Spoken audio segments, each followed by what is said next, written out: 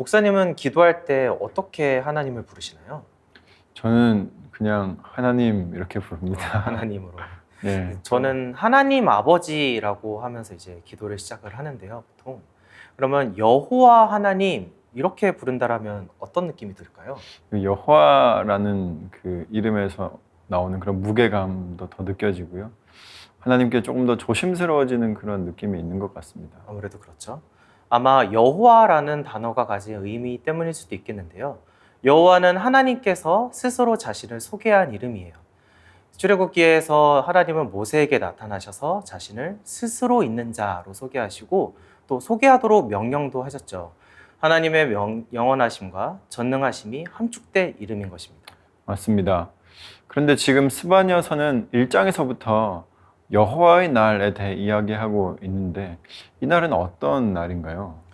2절에 보면 여호와께서 이르시되 내가 땅 위에서 모든 것을 진멸하리라 라고 나와 있는데요.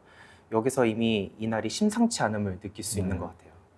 여호와의 날은 하나님께서 전에는 없었던 방식으로 악한 자들을 심판하시고 동시에 하나님께 구속받은 백성들에게는 구원을 완전히 성취하는 날을 가리키는 표현입니다. 악인에게는 심판, 성도들에게는 구원의 완성, 이 도랑치고 가지 잡는 날이군요. 네, 일석이조의 날인 것이죠. 저희는 지금 스바냐서를 통해 여호와의 날에 대해 이야기를 하고 있는데요.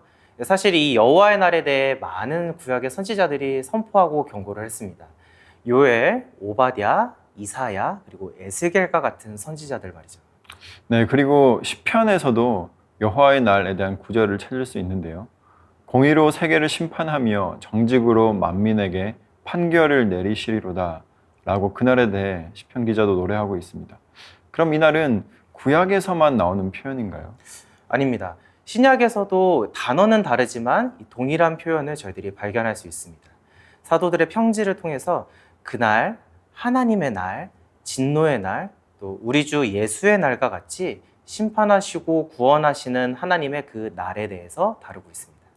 그럼 이 여호와의 날은 도대체 언제인가요? 혹시 그날이 이미 지나갔을까요?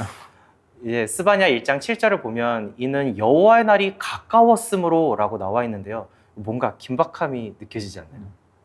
근데 스바냐서가 주전 630년경에 쓰여졌어요.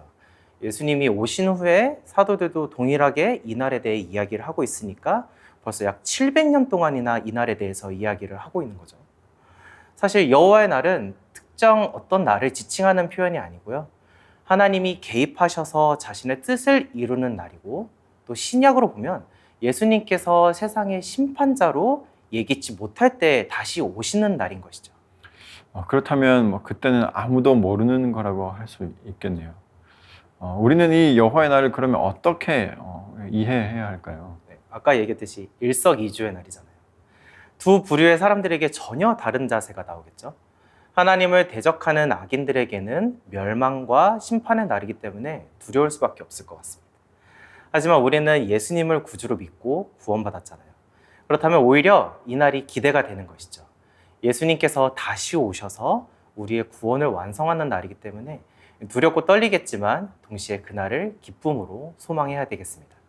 언제인지는 몰라도 그날이 반드시 온다는 믿음으로 산다면 매일매일의 삶이 거룩한 긴장감으로 성령님과 동행하는 나날이 될 것이라고 기대를 합니다. 그렇게 된다면 여호와의 날은 저기 먼 미래에 있는 날뿐만이 아니라 지금 하나님과 동행하는 모든 날들이 여호와의 날이라고 할 수가 있는 것입니다.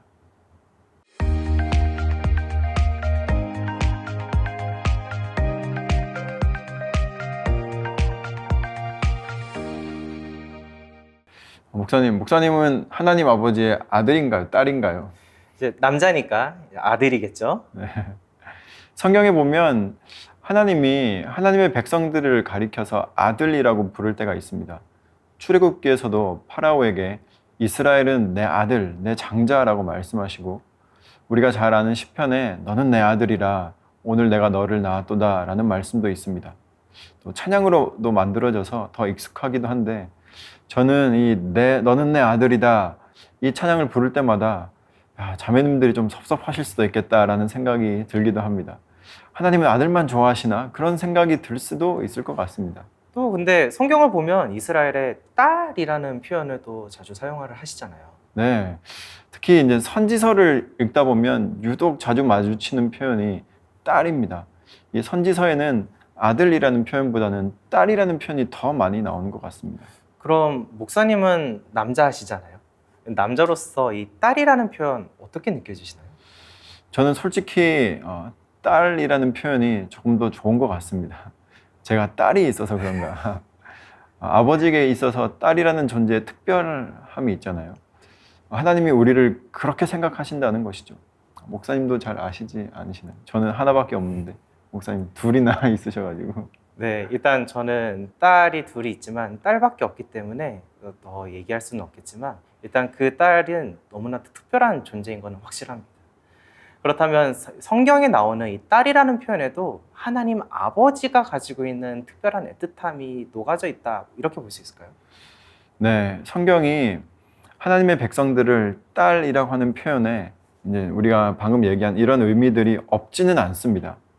뭐 예를 들면 밤늦게 귀가를 한다고 할 때 아들에게는 부모님들이 네가 알아서 들어와라 그러지만 딸에게는 아빠가 데리러 갈게 그런 정서가 있는 것처럼 딸이라는 존재가 가진 상징적인 이미지가 있습니다. 아무래도 하나님 아버지에게 우리가 어떤 존재라는 것을 조금 더 피부에 와닿게 느낄 수 있도록 하는 그런 표현으로 우리가 읽을 수도 있는데 그런데 성경에 나오는 딸에는 그런 뜻만 있는 것은 아닙니다. 성경을 읽다 보면 유독 딸이라는 표현이 시온의 딸 시온과 같이 이 시온이라는 단어와 함께 붙어 있는 것을 많이 볼 수가 있잖아요. 이게 어떤 상관성이 있을까요? 네, 맞습니다. 이 딸이라는 말이 시온의 딸, 딸 시온뿐만 아니라 예루살렘의 딸, 심지어는 딸 애굽, 딸 에돔, 딸 다시스와 같이 사용되기도 합니다. 그러니까 시온, 예루살렘, 애굽, 에돔, 다시스까지 이제 다 장소적인 개념이잖아요. 어떤 국가나 민족, 도시를 가리키는 말들이었네요. 네, 그렇습니다. 유독 장소적 개념 앞에 딸이라는 단어가 쓰인다는 겁니다. 한글에는 그런 개념이 없긴 한데 독일어나 그 라틴어 같이 명사에 성 개념이 있는 언어가 있습니다. 히브리어도 그런 언어 중에 하나인데 남성 명사와 여성 명사가 이렇게 나뉘어져 있는 거죠. 예를 들면 히브리어에서 뱀은 남성입니다. 그리고 지혜는 여성입니다. 또 우리의 신체 부위 중에서 손, 눈, 발처럼 짝이 있는 것들은 여성이고 입과 머리처럼 짝이 없으면 남성입니다. 참 신기한데 그럼 국가나 도시는 목사님 남성일까요? 여성일까요? 이제 여성이겠죠? 저희 딸 시온 이렇게 표현을 했으니까. 네, 맞습니다. 히브리 문화에서 장소, 지명은 여성적인 개념의 단어입니다. 특히 그 국가나 장소를 하나의 인격으로 다룰 때 딸과 지명을 한데 붙여서 사용합니다. 예루살렘의 딸, 시온의 딸처럼 말이죠. 이 경우에는 그 민족 사람들 전부, 그 도시 주민들 전체를 지칭하는 것으로 우리가 읽으면 됩니다. 아마 이 영상을 보시는 분들께서는 성경에 나오는 이 딸이라는 개념에 대해 조금은 더 상세하게 알게 되셨을 거라고 생각이 드네요. 중요한 건 하나님이 너는 내 아들이라 라고 말씀하셨다고 해서 우리 자매님들이 서운해하실 필요가 없다는 것이죠. 그리고 반대로 시온에 따라 노래하고 기뻐하라 라고 했을 때 우리 형제님들이 의아해하거나 소외감을 느낄 필요 전혀 없다는 것을 알아주시면 좋겠습니다. 네, 인류가 전통적으로 가지고 있는 그 아들과 딸에 대한 상징적 이미지를 이 경우에 맞게 하나님께서 사용하셨다고 생각하시면 좋을 것 같습니다. 오늘도 하나님의 아들답게 딸답게 사시는 하루가 되시기를 축복합니다.